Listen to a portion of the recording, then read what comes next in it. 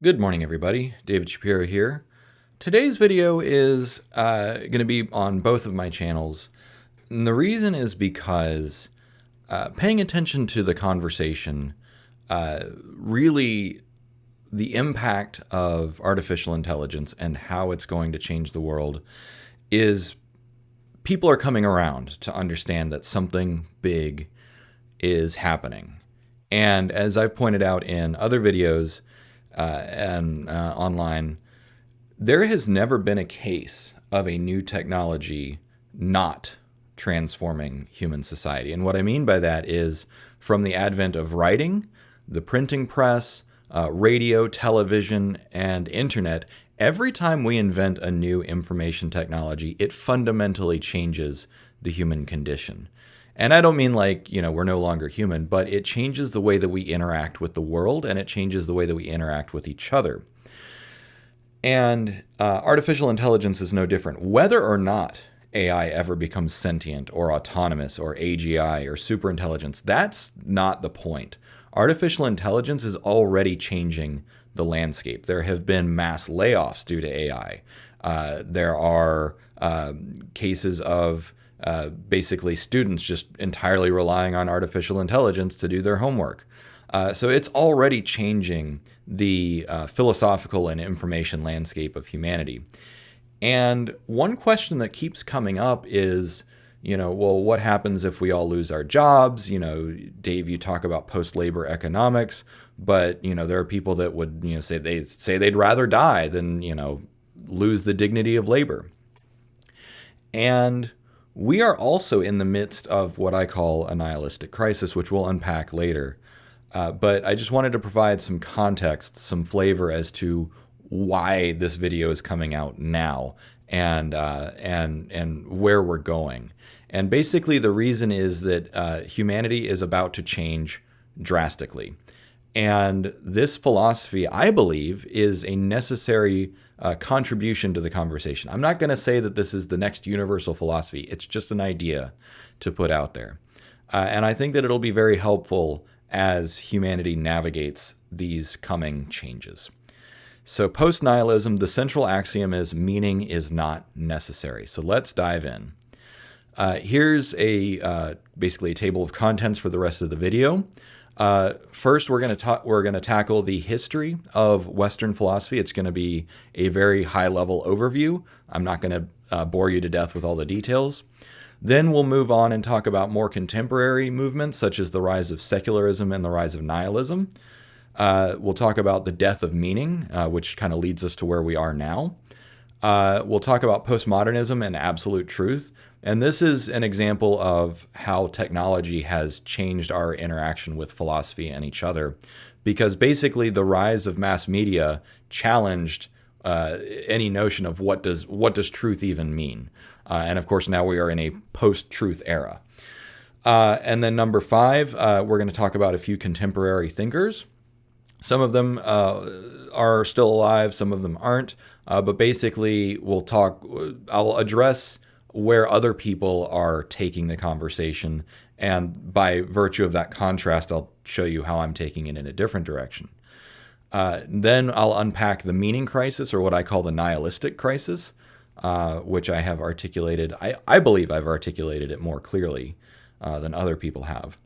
Number 7, we'll talk about moving beyond nihilism. How do you get out of the quagmire of nihilism? Number 8, I'll define post-nihilism a little bit more clearly. Number 9, I'll give you the background, how I came up with post-nihilism. Number 10, I'll share some of the influences, some of the global influences that I had that kind of informed post-nihilism. Number 11, we'll talk about letting go of the demand for meaning, because this is the primary transition from whatever worldview you have right now to a post-nihilistic worldview. Number 12, we'll unpack some of the principles of post-nihilism, and this is not an exhaustive list, but it's one thing just to keep in mind that, like, okay, here are some downstream derivative effects of post-nihilism. And then finally, 13, we'll talk about some of the criticisms, some of the things that you might just say, well, what about this? Okay, so let's dive in. As promised, here is a very high-level overview of the history of Western philosophy. So it starts the Western tradition starts in ancient Greece, specifically Athens, with Socrates, Plato, and Aristotle. Most of you have at least heard a few things from these guys. Socratic method, Plato's dialogues, and the Republic, that sort of thing. Aristotle said something along the lines of, it is the mark of an educated mind to entertain an idea without accepting it, otherwise known as analytic third space. Moving forward, the Romans adopted a tremendous amount of influence from the Greeks, but they took it a different direction. So particularly Marcus Aurelius really set the tone for Stoicism, which Stoicism is not about suppressing emotions, it's about recognizing emotions and then just choosing to be rational anyways. A lot of people misinterpret Stoicism to be ignore emotions, suppress emotions, and that's what I call actually toxic Stoicism. So anyways, don't want to get lost on that tangent, focusing on the purpose. Moving forward to medieval times, Thomas Aquinas basically came up with the idea of natural law. This kind of set the stage for moving more towards intellectualism and empiricism, and even set the stage for science. Basically, he said that like humanity and things abide by some kind of natural law. He said that natural law was handed down by God, but okay, whatever. Moving forward to the Renaissance, this was the rebirth of learning, of intellectualism, and people during the Renaissance actually very deliberately went back and cherry-picked stuff out of the Roman and Greek periods of time. And this is also where they came up with what we today call the university system, which the entire idea of the university was to create a universal man, or someone who knows everything that there is to know at the time. And actually, one thing that I learned recently is that when universities first were created, everyone took every class. But now, of course, there's too many classes, you couldn't take everyone, so you have to specialize. Moving forward beyond the Renaissance, there's Enlightenment.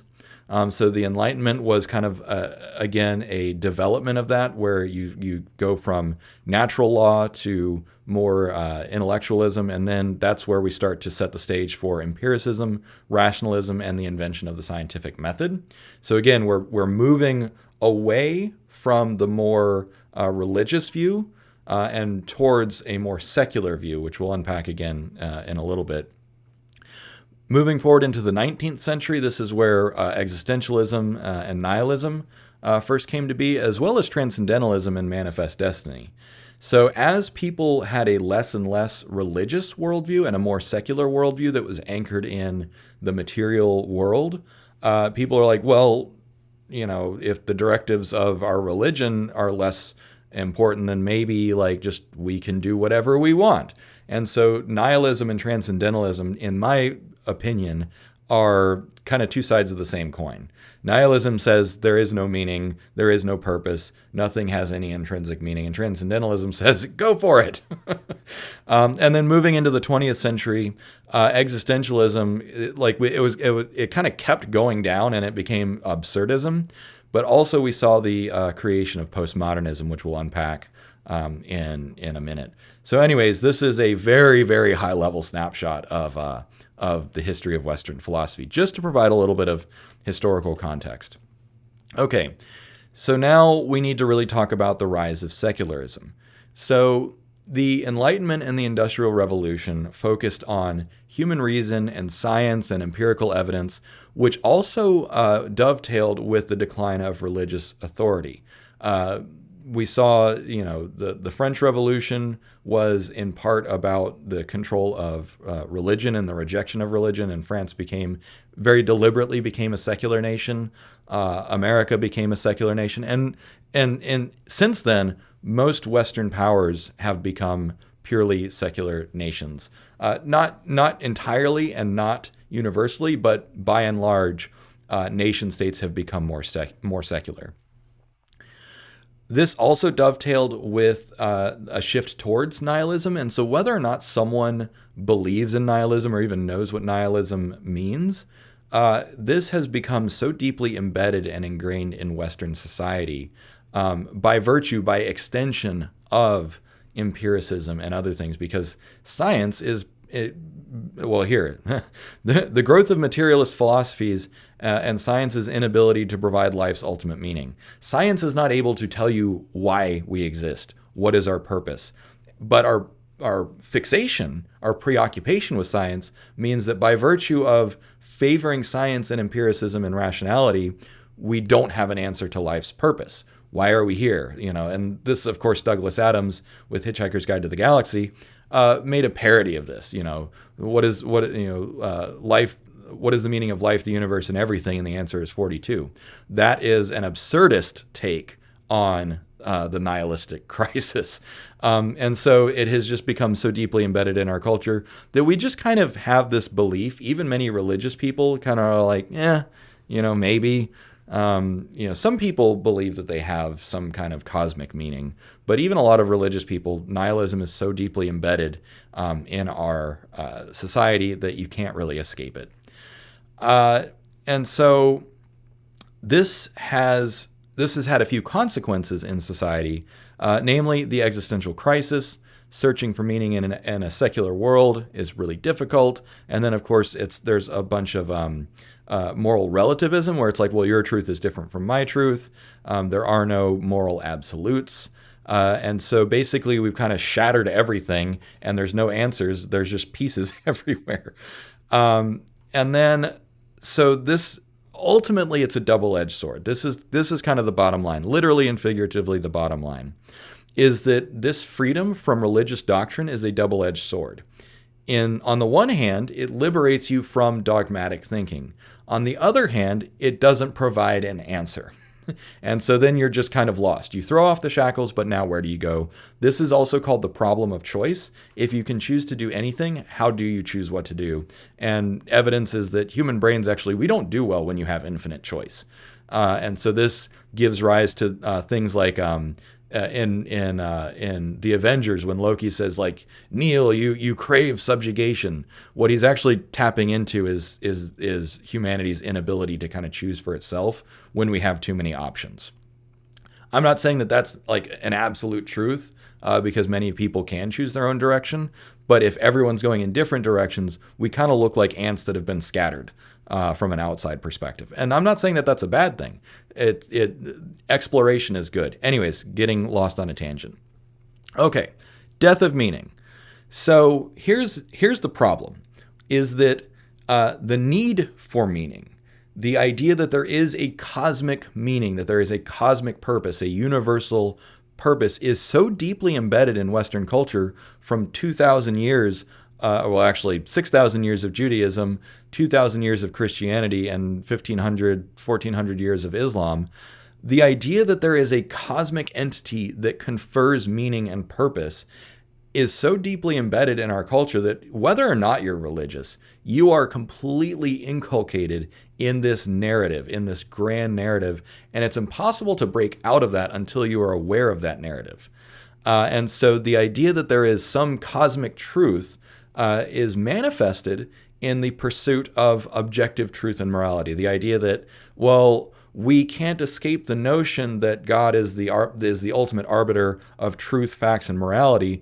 And so then, well, if you get rid of God, then what gives out objective truth and morality? And then this need for meaning is then continued to be sustained by virtue of all the philosophers who may or may not have been aware of their own cultural bias, their own cultural upbringing. Because when you study Eastern philosophy and the history of China, Japan, Korea, other places, you see that like a lot of these narratives are just missing and their worldview is very different from ours. So then you have another point of conflict is scientific understanding basically undermines all of those traditional narratives. So, for instance, Charles Darwin with his theory of evolution completely challenges the idea of human exceptionalism, which, again, remember that many religious narratives say that humans are preordained by God to be special, to be in God's image, and it's like, well, there's not really any evidence of that, other than the fact that we are apparently the smartest creatures on the planet, but okay, we're also highly destructive. So if we're modeled after God, what does that say about God? You know, and then psychology, Freud, Jung, and everyone in the 20th century, basically, and neuroscience is like, we actually don't know ourselves as well as we think we do. We're not the rational creatures that we are. A friend of mine from my writing group said, we are purely emotional creatures who paper over our decisions post facto with a veneer of logic and reason, which it's like, yeah, that's about it. So if you think that you're irrational, you're not. You are an emotional creature that has a wallpaper of rationality over top a hot mess of emotions and personal narratives and experience and ego. And then, of course, physics, cosmology, quantum physics, theory of gravity, and all that stuff. Basically, like, what even is reality? There's the measurement problem. And so the more we learn, the more any foundation, any solid foundation of the notion of reality or objective absolute truths is very difficult. And so then this leads to the death of meaning through things like postmodernism, which postmodernism came around in the 1960s, if I remember correctly, which basically said, like, all of our grand narratives, all of our meta narratives are not true. Everything that we think we know about the way the world works, such as God created everything, or that humans are exceptional, basically that Western worldview started really crumbling in the 60s, which in the grand scheme of things for philosophical movements, that's a really short period of time.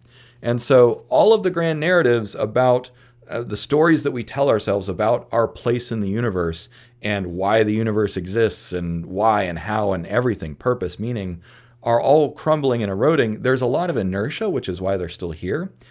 But as it's decaying, it's not been replaced by anything. And that leads us to where we are today. Postmodernism and post-truth era. So postmodernism, as simply put as I can, is the philosophical and cultural movement that questions foundational assumptions and grand narratives. Basically, nothing is sacred. Everything it can be scrutinized. And this basically creates relativism, skepticism, and in an ideal world, promotes discourse. But what happens with internet is we end up with echo chambers. And so then it's like, well, my truth is different from your truth. You know, we can choose alternative facts. So this is all a downstream effect of postmodernism. Some of the most influential thinkers, Derrida with deconstructionism, Foucault with power knowledge and the concept of discourse, saying that, like, hey, the importance of talking through things is high. I think that that's actually too low level. That's a tactic, not a strategy. And that's why I'm talking about post-nihilism. Anyways, so some of the key themes of postmodernism is the rejection of absolute truth and universal morals. This is that relativism that I was talking about, which is, you know, your truth is different from my truth. I believe in alternative facts. Emphasis on local and specific narratives. So this is what I mean by local and specific narratives, where you can have an epistemic tribe that believes one set of things, like flat earthers, that's an epistemic tribe, that they have their own set of beliefs and evidence and facts and narratives versus a more global perspective. And then, of course, one of the things, and this is what some people like Jordan Peterson complain about, is the fluidity of identities. If you throw out the rigid, dogmatic way of thinking, like there are only two genders, you should only be heterosexual, then of course you say, okay, well, actually, when you look closely at other cultures, because it's really quite absurd when you look at people that are like anti-trans. It's like, look at any number of other cultures around the world that they just accept that gender fluidity is not a binary, and they never have questioned it. And so, like, then you have this very imperialistic Western white man's burden idea that it's like, oh, well, I have to go civilize these other cultures because clearly they're uncivilized, while I'm not even unpacking my own assumptions. So anyways, one of the benefits of postmodern, and one of the other benefits of postmodernism is the recognition that there is no single narrative, that Victorian imperial England maybe didn't have the right narrative. And so then it's like, well, let's unpack some of the individual differences and marginalized groups and different ways of thinking. But the other side of that coin is that if we respect everyone's different ways of thinking, some people can be very destructive or can just be willfully ignorant of facts and process and other things, and they kind of create their own worldview, which again, double-edged sword. All right, so some contemporary thinkers. There's John Vervaeke, who is, he's the one who codified the meaning crisis. And one of the things that he says is, again, dialogue, practice of authentic dialogue. So he didn't invent that, but he's carrying that torch, which again, dialogue, that is why the internet exists, right? That's why we make YouTube videos and Twitter threads about this stuff. And another thing is that he is grounded in cognitive science and ancient traditions. So this is a common theme, and this is something that I even have in common with these guys. But now I look at Western and Eastern traditions, and I also have knowledge and experience with traditions from the global South, such as South America and Africa. Seraphim Rose, he was an Orthodox Christian monk who wrote Nihilism, the Root of the Revolution of the Modern Age. Oh, boy. Talk about someone who hasn't unpacked their own baggage. This is someone who joined the postmodernist movement in the 40s, 50s, and 60s, I believe, but ended up an alcoholic, literally like laying on the floor screaming because he was angry about being abandoned by God. And so then he did a 180 and reversed course and became that Orthodox Christian monk, and saying, this is clearly the solution because I feel better. So basically he was unable to escape his cultural indoctrination, let's say. So he was not able to escape nihilism. Instead, he had to go backwards. And this is the danger of, and this is why I'm bringing this up, is because this is the danger of looking to the past for answers. You can get inspiration, ideas from the past, but humanity cannot go backwards. And of course, this is another thing. Jordan Peterson also advocates for going backwards. He talks about the importance of myth and religious narratives. Again, this is basically standing in stark contrast to nihilism and postmodernism, where it's like, well, we threw out all of these grand narratives, all these meta narratives, but maybe we should just go back to them. And so, of course, like if you're just advocating to literally just go straight backwards, that's not really going to work. And then, of course, he emphasizes personal responsibility and the pursuit of truth. But then, of course, when people pursue their own truth, he says, well, not like that. That's not what I meant. You need to adhere to traditional power structures. And so these guys have not really moved forward. And I'm not criticizing John Vervaeke. I've watched some of his stuff. I just disagree with the direction forward. But certainly some of these other guys I definitely disagree with. Okay, so the meaning crisis, or what I call the nihilistic crisis. It has four primary pillars. First is childhood abandonment. This is the universal experience of childhood trauma, whether it's from mild emotional neglect to severe existential terror. All children experience these things at some point in time. Whether, when children first become aware of death, they often will have a bit of a crisis. And then, of course, there are all parents fail in some ways, right? Whether they are profoundly abusive parents or even well-meaning parents who just do something wrong for whatever reasons. But all parents fall short of perfect in some ways. And these failures are often reinforced and perpetuated and unaddressed due to whether it's religious narratives, because a lot of religions, a lot of churches will basically instruct parents on the correct way of raising children. There's social paradigms, there's family paradigms, and then, of course, there's also intergenerational trauma, which is very widespread in the world. But anyways, the result of childhood abandonment, which again is an intrinsic part of life, is that if it is not addressed, if it is not corrected, it will harm someone's sense of self-worth, security, and attachment. But it also deeply changes their worldview when it goes unaddressed. The second pillar is social abandonment. So what we see in today's society is that emphasis on personal responsibility, rugged individualism, and self-sufficiency. And often this comes at the expense of or directly antagonistic to community. I can't rely on anyone else. Everyone else is an idiot. I need to take care of myself because no one will help me, and I'm not going to help anyone else. That is the narrative that has emerged, in part because of the postmodernist take on the grand, getting rid of grand narratives. We're not all Americans. The American identity is gone, right? We don't look after each other because I don't know what my neighbor is up to. I might not trust them. They might disagree with me on politics or religion or whether or not we should allow abortions, whatever, right? And so because of this, because we are in a state of crisis, alienation and disconnection is the norm. This also is being driven by the fact that we are more of a global species than ever. And so you can hop on the internet, you can look on Twitter, YouTube, TikTok, everywhere. You can see horrible things happening around the entire world. You can, at a glance, just scrolling through Reddit, you can see awful things happening all over the world. And you can see people with a fundamentally different worldview than you. And so this just makes you kind of throw up your walls and say, you know what? The world is big and scary and confusing, and I can't handle it, right? And that's called mean world syndrome. This whole problem is exacerbated by the fact that we have primate brains that have just simply not yet fully evolved to be global citizens.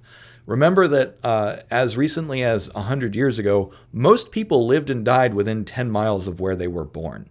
And of course, you might have read the newspaper, but your newspaper was a local paper, and you might have just a tiny trickle feed of global news through the newspaper. And so, 2 or 3 generations is not enough time for a species to evolve to really comprehend and develop the cognitive faculties to be a global species. And so this makes us, paradoxically, even though we're more connected than ever, we saw this with Facebook. Mark Zuckerberg had the idea of, hey, we create a social glue that allows everyone to communicate with everyone else. But it actually had the opposite effect because, in part, we are just not ready to be a global species. We need to be. The pressure is on. But this leads to the perverse reaction of alienation, disconnection, and isolation. The third pillar of the nihilistic crisis is cosmic abandonment. And so this basically means that no matter how far we look out into the universe, we see a cold, indifferent cosmos. This is a lonely universe that is apparently mostly empty. Not only that, we've already had the rise of secularism, the death of God, and existential crisis. And so in this cold, uncaring, impersonal universe, not only do we feel isolated socially, we feel isolated on a galactic scale. We feel isolated on a cosmic scale. And so this paradox of being, we've only got the Earth, we've only got each other, but we're not even talking to our neighbors anymore. And so then we can feel completely alone at all levels. Starting from childhood up through teenage years, adulthood, and then even when we look further out into the universe, we feel completely alone. And so this ultimately leads to self-abandonment, which is the overwhelming sense of despair, futility, and fatalism that comes from not ever finding relief from these abandonments, from this nihilistic crisis that the Western world, and really the entire world, has found itself in. It can lead to self-destructive behaviors, such as addiction in all of its forms, and self-harm of various forms as well. But then also it just leads to a loss of self-care, self-love, and self-compassion, which can then can reinforce the existential crisis, because it's like, well, I don't care about myself because nobody else cares about me. And we see this when I actually got the inspiration for self-abandonment by listening to people talk about hustle culture, right? Where people they'll literally brag about not getting enough sleep because they have to work so hard. And I'm like, why would you brag about hurting yourself in this way? And as the kids say these days, it's copium, right? It's an attempt to cope. But all of that copium is in response to this system of abandonment, which is, again, rooted in these macroscopic changes that are literally centuries in the making, which is why it took so long for me to unpack all of this to realize, holy crap, this was literally like 2,000 years in the making. And certainly over the last 600 years of technological advancement has really accelerated it. And so when you look at these trends, it was kind of inevitable that there would be a clash, that there would be some kind of crisis, some kind of turning point. Okay, so the limitations of nihilism and moving beyond nihilism. How do we chart our path forward? So some people, as I mentioned earlier, advocate going backwards. Now, this is either not possible or not desirable because society intrinsically does not just move backwards. You can't unlearn the things that you have learned. But also, another problem, so this is like being caught between a rock and a hard place. Moving forward is confusing and difficult and often painful. If you don't know where you're going and why, you might just stick where you are. This is called the devil you know. Stay with the devil you know. And it's like, okay, well, right now sucks. And I definitely don't want to go backwards, but I don't know or believe that I can go forward, so I'm just going to stay right here. This is also called learned helplessness. Learned helplessness is a huge feature of the nihilistic crisis. So one solution that has been proposed is so-called optimistic nihilism. So optimistic nihilism says, yes, there is no such thing as, there's no intrinsic meaning. God is dead. So that means I am free to create my own meaning. But remember, I talked about the problem of choice. And so, okay, yes, you are on an individual level able to create your own meaning, but this doesn't replace everything that you lost with the nihilistic crisis. So it does not fully address the pain. And so therefore, optimistic nihilism falls well short of giving you a new narrative, a new roadmap, a new model of engaging with reality and the confusing as hell existence that we all face. And so because we can't go backwards and because the current solutions don't work, by virtue of lack of any other choice, we probably do have to go forwards. And so this begs the question, what comes after nihilism? You can guess the post-nihilism. Okay, but what does post-nihilism mean? Okay, so let's start to unpack post-nihilism. The central axiom, and this was the breakthrough that I had within the last couple of weeks, was what is the underpinning assertion? The underpinning assertion of nihilism is that there is no intrinsic meaning. Meaning is meaningless. But moving beyond that, what I realized was that meaning is not actually necessary. And I'll tell you the story about how I came up with this. But here's a high-level Cliff's Notes version of post-nihilism. First and foremost, it challenges the traditional emphasis on cosmic or societal meaning. By saying that meaning is not necessary, you say, maybe it was a false pretense all along. Maybe we've got that cultural baggage, that historical baggage of cosmic meaning, and we just need to kind of set that aside. Post-nihilism emphasizes your individual journey rather than some cosmic journey or cosmic purpose. It values unique experiences and struggles. So basically, your experience is yours. Your journey is yours. No one can take that from you. And even regardless of whatever else is going on in the universe, that is always yours. Your experience is always that. The next thing is that it celebrates the transient moments of life. And so, one thing that's really scary when you think about it for a minute is all you have is the current ephemeral moment. The version of you that was alive yesterday and thinking and breathing no longer exists. You went to sleep, your brain reset, your memory state reset, and yes, you woke up today and your brain has structures to pull some of those memories back, but the moment is gone. All the sensations that you had yesterday, last week, last year, all of that's gone. And the future is uncertain. And so all you have is the current ephemeral moment of existence. And so when you think of it that way, our entire existence exists on the edge of a knife. It exists as a pinpoint in space and time. And that can be pretty unsettling. But when you understand that and you embrace, that's all you've got. That is a big part of post-nihilism. Another thing is that we can find a lot of fulfillment and purpose in satisfying our basic human needs and drives, and I'll unpack that more later. It encourages also engaging your intrinsic curiosity and your intrinsic motivations, your intrinsic drives that are rooted in your mind, your biology, and in your evolution. And one of the most important things is that while meaning is not necessary, this doesn't say that meaning is irrelevant. It doesn't say that meaning is undesirable. All I'm saying with postnihilism is that meaning is not necessary. It's not the highest order of goals or purpose in life. You can still find meaning, you can still find purpose, but it's just not your number one priority.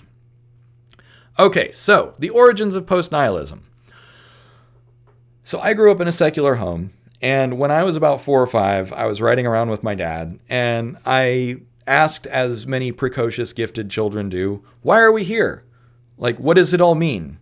And my dad said, basically, there is no real reason. Like, we just are here. You know, there's the Big Bang, there's evolution, but there's no overriding purpose. There's no overarching narrative or meaning. And so I was just like, oh, okay. So I never had those grand narratives of meaning and purpose. And so I had, from a very young age, this radical acceptance of the intrinsic meaningless of life. And so because I never grew up with that cosmic meaning, that need for cosmic meaning, it seemed really strange to me that other people did. And that's another reason why it took me so long to figure out that this is actually something that other people need. And so fast forward more than 30 years, or about 30 years, I started writing my novel about 4 years ago. And part of my novel was envisioning a post-scarcity, hyper-abundant society. Basically kind of forecasting like, okay, let's assume that artificial intelligence and nuclear fusion and all these new technologies solve all of our material problems. If you get rid of all of our material problems and all of the need to work and everything, what's left? What philosophy would that society need to adapt in order to be healthy? Because I wanted to envision a utopia. Like, okay, so what underpinning philosophy does a utopia have? Obviously, it's not going to be nihilism, because nihilism is intrinsically self-destructive. So if AI removes the need for human labor and effort and all need for struggle, what is left? And when in the pursuit of answering that question I'm now on draft 13 of my novel, how do you move beyond that nihilistic crisis that we are presently mired in? How do we get, not just from a technical perspective, from a cultural, sociological, and philosophical perspective, how do we get from here to there? How do we get from our current trend of dystopia to a state of utopia? That is the origin of postnihilism. So some influences on postnihilism, as I mentioned earlier in the video, I have studied cultures all over the globe, in particular Eastern philosophy and culture, and I found a lot of answers in Japanese culture and Japanese history. So one of the key influences is wabi-sabi. So wabi-sabi is a Japanese concept which literally you cannot translate to English. It is untranslatable.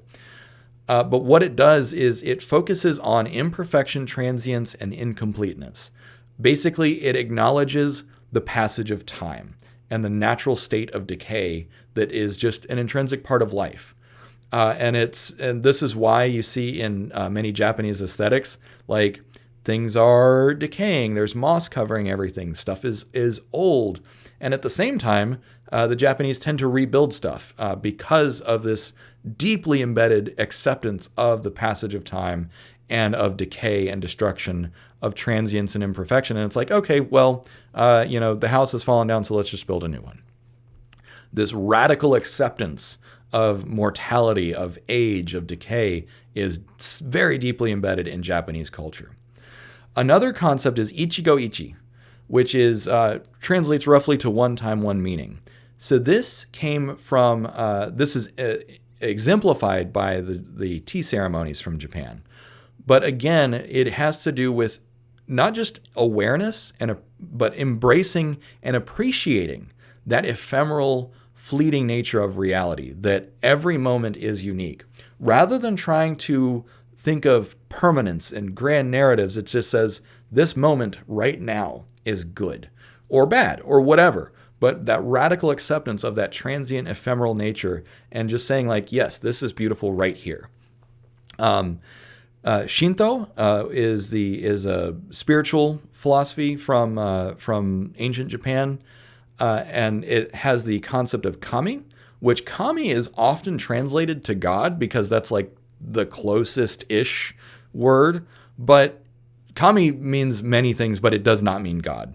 It might mean divine, not in a deity sense, but it might mean divine in terms of the sublime and the awe-inspiring within the context of the mundane world. In other words, kami does not have to do with celestial origins. It has more to do with the majesty of nature, of life, of experience.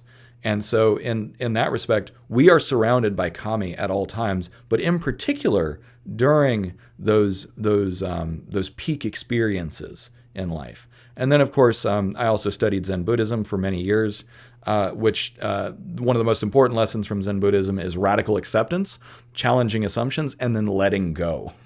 Those are three of the biggest pillars of Zen Buddhism, which again dovetails actually very nicely with postmodernism, particularly challenging assumptions and letting go of baggage. So I took Western philosophy and Eastern philosophy and then shamanic experiences from the global South, and all of that came together to make post-nihilism. Okay, so the journey from nihilistic crisis to post-nihilism is primarily about letting go of the demand for meaning. And what I mean by meaning is capital M meaning. So challenge the necessity of meaning.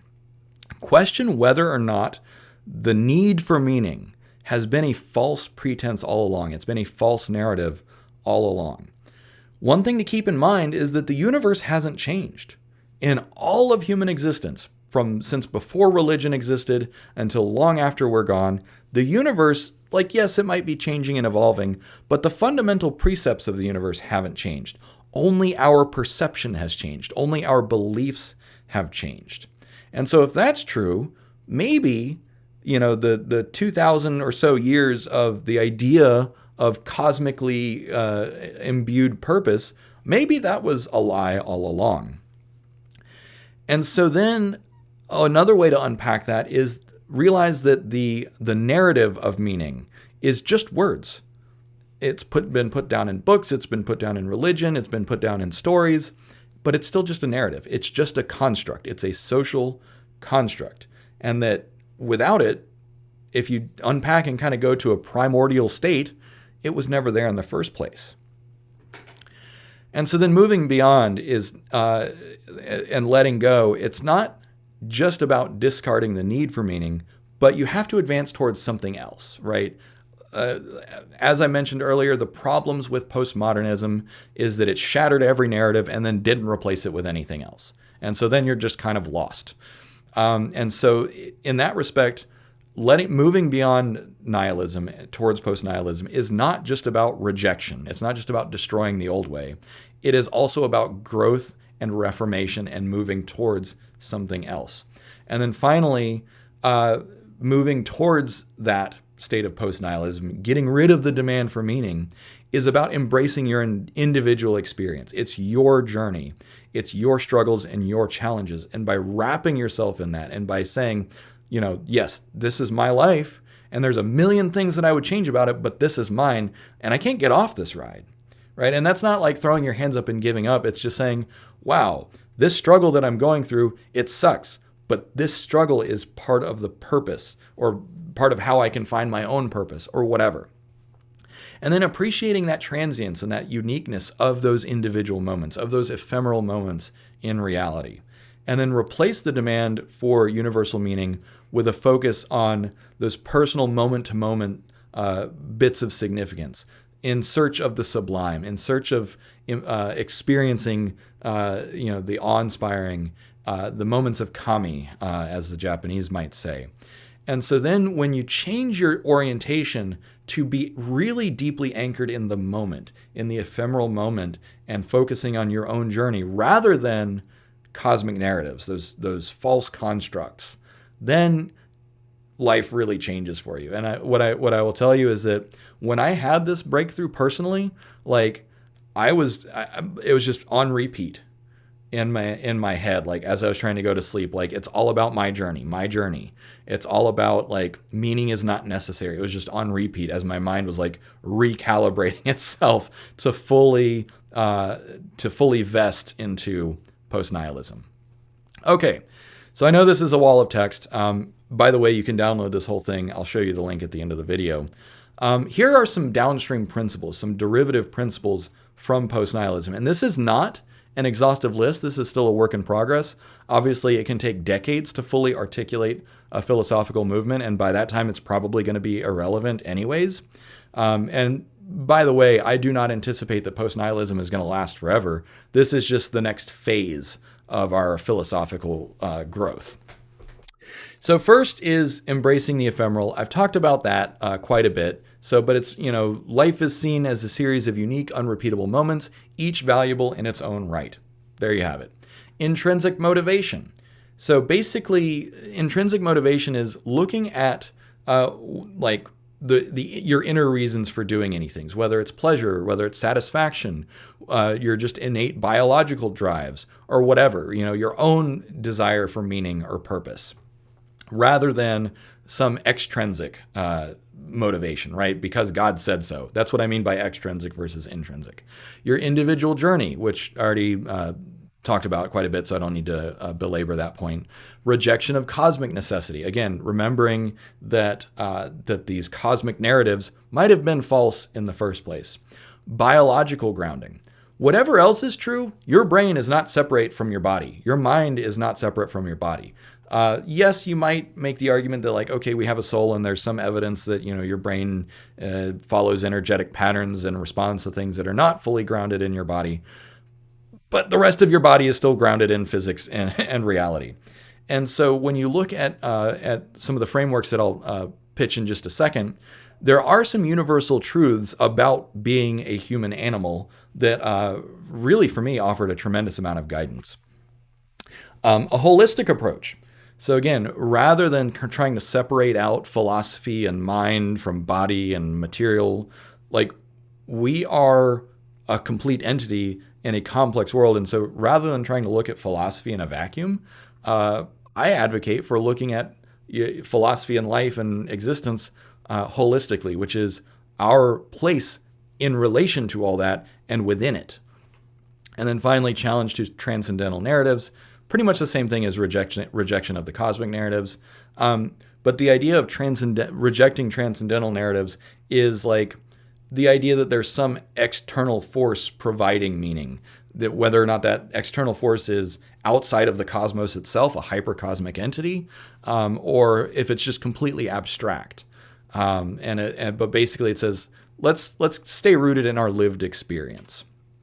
Okay, so here are some helpful frameworks.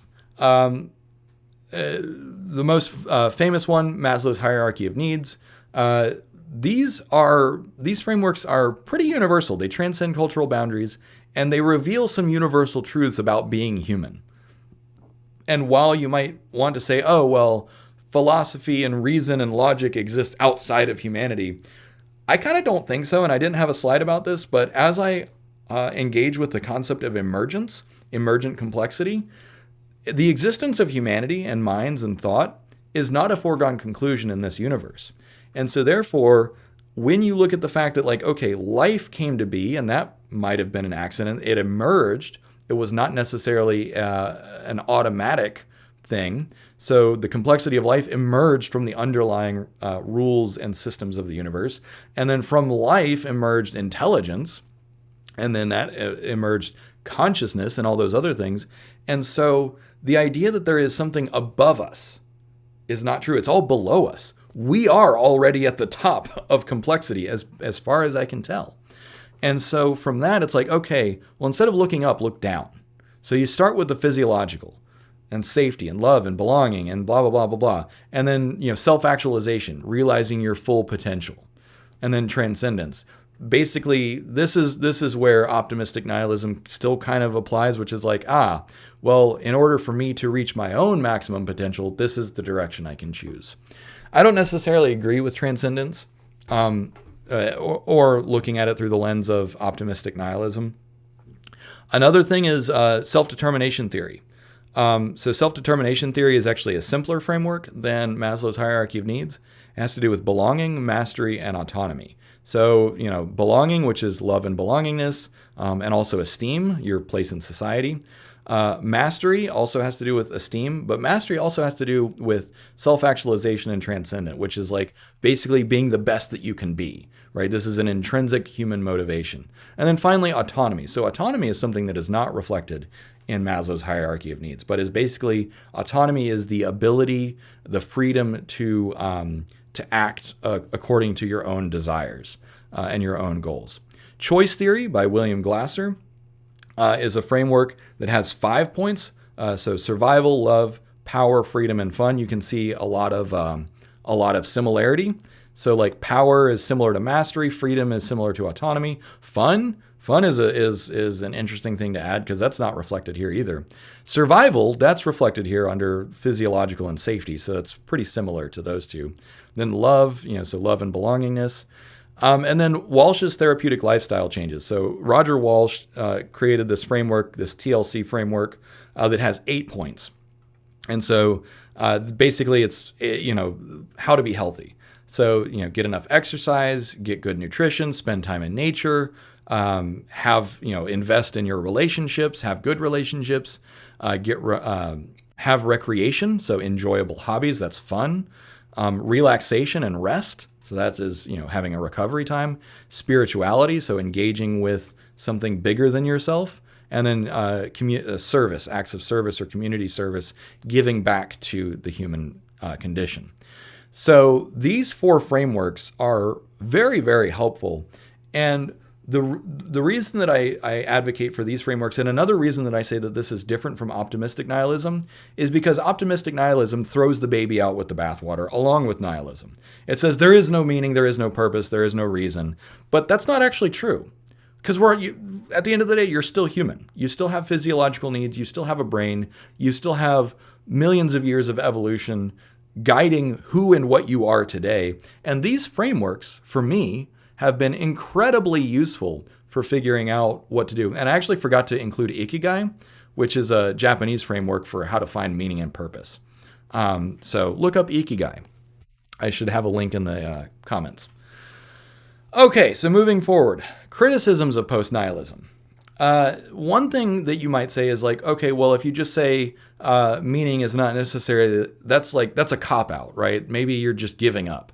But it's not giving up. It's not saying, oh, well, just throw your hands up and give up. It's just a change in perspective to say maybe the need for meaning is the wrong narrative. Maybe some of these other frameworks like Ikigai and Maslow's hierarchy of needs, maybe that is actually how I pursue a more meaningful, fulfilling life.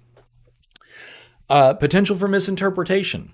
The central axiom, meaning is not necessary, you can take that a lot of different directions. But starting there, it's like, okay, well, and again, like I said, it can take decades to fully articulate a philosophical movement. And by no stretch of the imagination do I entertain the delusion that I'm going to control the entire thing. I'm just introducing the concept. So maybe like previous philosophical movements, the things that I articulate will then be misinterpreted or misconstrued, deliberately or otherwise. Who knows?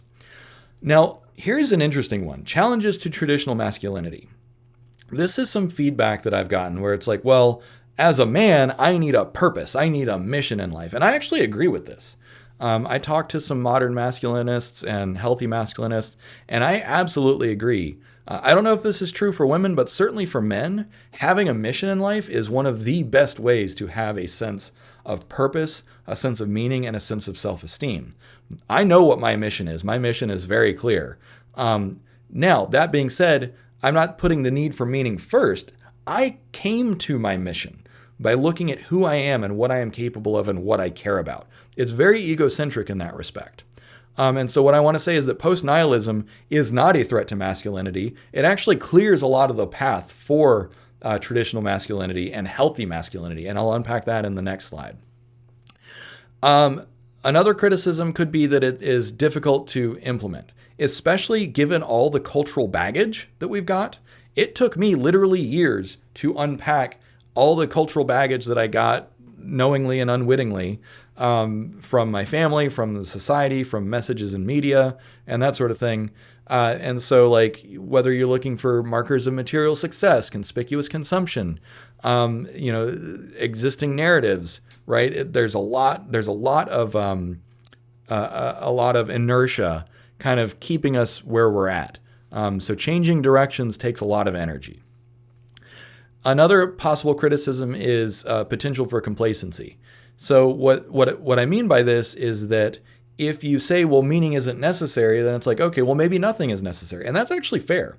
That's a fair criticism, because for some people, if you say, well, there is no grand purpose, there is no grand meaning, there is no cosmic narrative, maybe all I want to do is just play video games. And you know what? That's fine. If someone wants to do that, that's their life, that's their choice, that's their journey. And so, yes, some people might take it to a place and just be lazy, but you know what? I don't care. Let them do it. As George Carlin once said, he's like, show me someone sitting around, hitting a bong and touching himself, and I'll show you someone who's not causing any trouble. George Carlin was actually very secretly, I think, a post-nihilist. Or absurdist. He was on the edge of post-nihilism, but he was still very much mired in absurdism. But he had a point. Show me someone who's doing nothing with his life except smoking pot and playing video games, and I'll show you someone who's not causing any trouble. And then finally, reliance on intrinsic motivation. I do emphasize intrinsic motivation, and of course there will always be some extrinsic motivations as well, right? Climate change, economics, the need to work in order to get money, in order to feed yourself or whatever. But with all that aside, we all have plenty of intrinsic motivation. Hunger, right? Hunger will drive you to do a lot of stuff. Loneliness will drive you to do a lot of stuff. Those frameworks that I showed, those are very comprehensive frameworks about your intrinsic needs and desires and biological imperatives. And so because you have those needs, some of the struggles and your journey is inevitable. You're going to have to feed yourself one way or another, unless you just sit there and starve to death, right? And so by looking at the ground truth of what remains true at all times for all humans, then you can still say, like, okay, well, yes, maybe we get rid of those cosmic narratives, those extrinsic motivations. There's plenty of intrinsic motivation for everyone to go around. Okay, and I wanted to share this idea to reinforce the idea that post-nihilism does not intrinsically run contrary to traditional masculinity. And so I picked one of the most over-the-top hyper-masculine role models of all time, Teddy Roosevelt. So Teddy Roosevelt, for some background, he suffered severe asthma as a child. He was incredibly frail, timid, and anxious. But through hard work, exercise, and challenging himself, he became what he called a bull moose. So he's a real tough guy. And he invented this philosophy called the strenuous life, which promoted hard work, perseverance, and physical toughness. And he was also incredibly energetic. He advocated for confronting life's challenges head on rather than seeking comfort and ease. And what I realized as I've learned about Teddy Roosevelt is that because he struggled so much, he just became so comfortable with the challenge, with his own journey of overcoming anxiety and his timidity and his frailty. And so as he just, as a default set of behaviors and beliefs, it's like, well, he could wallow in anxiety and frailty, or he could fight it. And so then through that transformative experience, he basically, with the strenuous life, he was describing his own life. His own life was strenuous. And he developed that sense of tenacity by confronting his own struggles and confronting his own problems and overcoming them. And so while post-nihilism does talk about your individual journey, your individual experience, and finding value in that, in that which is uniquely yours, that is why I picked this, to say that if the strenuous life resonates with you, which a friend of mine it does, he's a member of TSL. If it resonates with you, that is fine. Like, that is one model. I'm not saying that the strenuous life is the only model of post-nihilism. I'm just saying it is a pro-masculinity model of life that dovetails very nicely with post-nihilism. And so again, it has that emphasis on your individual journey and your individual challenges. And so with all that being said, meaning is not necessary. I hope you got a lot out of this. I hope that this helped prime the pump and will get you thinking about how humanity is changing and will continue to change in light of all the cultural and philosophical and technological changes that we're going through. Thanks for watching. Cheers.